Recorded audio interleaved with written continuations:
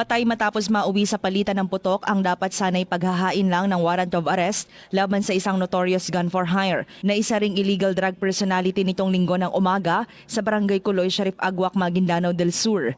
Kinilala ni Police Regional Office Bangsamoro Autonomous Region o PROBAR spokesperson Captain Steffi Salanggit ang suspect na si Rambo London Yasalim alias London na residente ng nasabing lugar. Siya ay wanted dahil sa kasong murder at isa sa mga suspect sa mamasapan sa 44 encounter.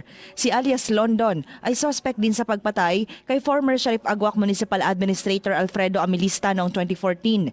Sangkot din siya sa illegal drug trade at maraming kaso ng carnapping incidents. Sugatan naman ang kanyang misis na si Marisa Bukanan Khalid habang nahuli rin ang kanyang kasama na si Tato Abdul Edzong alias Cobra. Ang operasyon ay isinagawa ng Provincial Mobile Force Company kasamang Sharif Aguac PNP at iba pang police units sa ilalim ng Maguindanao del Sur PNP.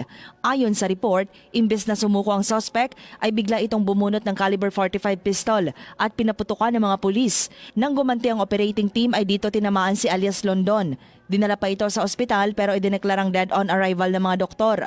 Na-recover ng PNP sa lugar ang baril ng suspect, mga bala at droga. Samantala, nakuha na naman ang hand grenade ang kasama ni alias London na si alias Cobra. Drema Kitayan Bravo, NDBC, Bida, Balita.